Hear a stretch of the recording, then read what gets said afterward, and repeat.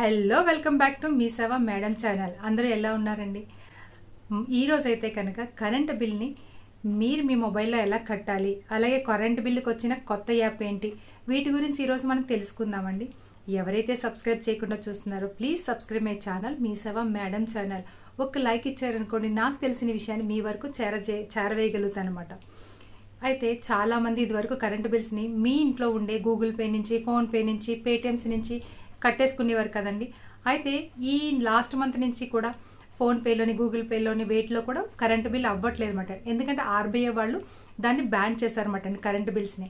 So మీరు ఇకపై current బిల్స్ని మీ సేవా సెంటర్స్కి వెళ్ళి కట్టాల్సి ఉంటుంది. సో మీ సేవా సెంటర్స్లోనే కడుతున్నారు కూడా. అయితే ఏమవుతుందంటే కొన్ని బిల్స్ ఈ మీ సేవా సెంటర్స్లో కూడా ఓపెన్ అవ్వట్లేదు. ఎందుకంటే లాస్ట్ డేట్ అయిపోయిన వాళ్ళకి కట్ అయిపోతుందన్నమాట అండి. సో అలాంటప్పుడు ఏం చేస్తున్నారు, మీరు కరెంట్ ఆఫీస్కి వెళ్ళి కట్టాల్సి వస్తుందన్నమాట.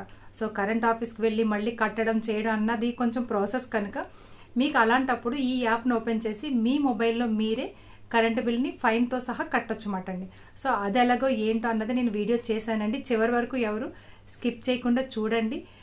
కరెంటు బిల్లు లేని ఇల్లు అయితే ఉండదు కదండి. సో ఈ వీడియోని అందరికీ కూడా షేర్ చేయండి. మీ స్టేటస్లోని, వాట్సాప్ గ్రూప్స్లో కూడా పంపించండి. అందరికీ కూడా ఉపయోగపడుతుందండి. మీరు మీ మొబైల్లోని గూగుల్ ఓపెన్ చేసి ఏపీఈపీడీసీఎల్ అనేసి టైప్ చేయండి. టైప్ చేయగానే ఏపీఈపీ అంటే ఆంధ్రప్రదేశ్ ఈస్టర్న్ పవర్ డిస్ట్రిబ్యూషన్ అన్నమాట అండి. అయితే దాని మీద క్లిక్ చేయగానే మీకు ఫస్ట్ ఆప్షను ఏపీఈపీడీసీఎల్ అని చూడండి. దాని మీద నేను రైట్ మార్క్ కూడా పెట్టాను. దాని మీద క్లిక్ చేయండి. క్లిక్ చేయగానే మెయిన్ వెబ్సైట్కి వస్తుందన్నమాట. అంటే మీ కరెంటు బిల్ని మీరు ఆఫీస్కి వెళ్ళి కట్టక్కర్లేదు. మీ సేవలో కొన్ని బిల్స్ అవ్వట్లేదు కదా, అంటే డేట్ అయిపోతే లాస్ట్ డేట్ అవ్వట్లేదు కదండి. అలాంటప్పుడు మీరు ఇది ఓపెన్ చేసి కట్టొచ్చు అన్నమాట. ఇలా ఓపెన్ అయింది. ఇలా ఓపెన్ అవ్వగానే మనకి ఇక్కడ చూపిస్తుంది చూడండి, ప్రియమైన ఏపీఈపీడీసీఎల్ విద్యుత్ వినియోగదారులకు విజ్ఞప్తి, ఆర్బీఐ మార్గదర్శకాలను అనుసరించి ఇక మీదట మీకు గూగుల్ పే, ఫోన్పే, పేటిఎం మరియు ఏ ఇతర యూపీఐ యాప్స్ నందు ఈ బిల్లులు చెల్లించుటకు సంస్థ కనిపించదు. ఏపీఈపీడీసీఎల్ సంస్థ కనిపించదు అని చెప్పారన్నమాట. కన్జ్యూమర్ యాప్ని గూగుల్ ప్లే స్టోర్లో ఇన్స్టాల్ చేయండి. ఇక నేను రెడ్ మార్క్ పెట్టాను కదండి, దాని మీద క్లిక్ చేయండి. ప్లే స్టోర్ అని, ప్లే గూగుల్ అని ఉంది కదా, దాని మీద క్లిక్ చేయగానే మన మొబైల్లోని ప్లే స్టోర్కి వెళ్తుందన్నమాట. అక్కడ మీకు ఈస్టర్న్ పవర్ ఇది కనిపిస్తుంది కదా, ఇన్స్టాల్ అని ప్రెస్ చేయండి. ఇన్స్టాల్ మీద ప్రెస్ చేయగానే మీకు ఇలా తిరుగుతుంటుంది అన్నమాట. తిరిగి ఓపెన్ అని వస్తుందన్నమాట. ఇక్కడ బ్లూ మార్క్ వస్తే అది ఇన్స్టాల్ అయినట్లుగా అర్థం అన్నమాట అండి. సో అది ఓపెన్ అవుతుంది. ఓపెన్ అని కొట్టగానే ఇక్కడ మీరు విద్యుత్ బిల్లులు చెల్లించడానికి తెలుగు, ఇంగ్లీష్ లాంగ్వేజ్, తెలుగు అని పెట్టండి. విద్యుత్ బిల్లులు చెల్లించండి అని కిందన సబ్మిట్ కొట్టగానే మీకు ఓపెన్ అవుతుంది. మరి మన మొబైల్లోనైతే ఇక ఇలా వస్తుందన్నమాట అండి. ఇక్కడ నుంచి వెళ్ళగానే మనకి ఇది ఓపెన్ అవుతుంది. లాగిన్, క్విక్ పే అని అడుగుతుంది. లాగిన్ అంటే మన మొబైల్ ద్వారాగా లాగిన్ అయ్యి మనకి ఓటీపీ వస్తుందన్నమాట అండి. క్విక్ పే అంటే ఏంటంటే ఇంక మొబైల్ లాగిన్ ఏమి ఉండదు, డైరెక్ట్గా మీ బిల్లు నెంబర్ కొట్టేసి పేమెంట్ కొట్టేయడమే మాట అండి.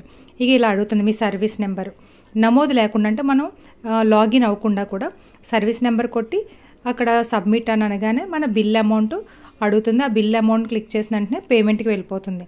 అదే మనకి ఇక చూసారు కదా, పే నవ్ అనగానే పే, అక్కడ మీకు Google pay are PhonePe, Paytm అన్నీ కూడా మీకు కనిపిస్తాయి. వాటి నుంచి మీరు పేమెంట్ చేసుకోవచ్చు అన్నమాట. ఇక ఇలా వచ్చింది మన బిల్ డేట్ ఎప్పటి నుంచి ఎప్పటి వరకు ఉంది, మొబైల్ నెంబర్ ఏంటి, అమౌంట్ ఏంటి, పే నవ్, ఇవన్నీ మనం చెక్ చేసుకోవచ్చు అన్నమాట అండి. చెక్ చేసుకున్న తర్వాత అప్పుడు పే చేయండి.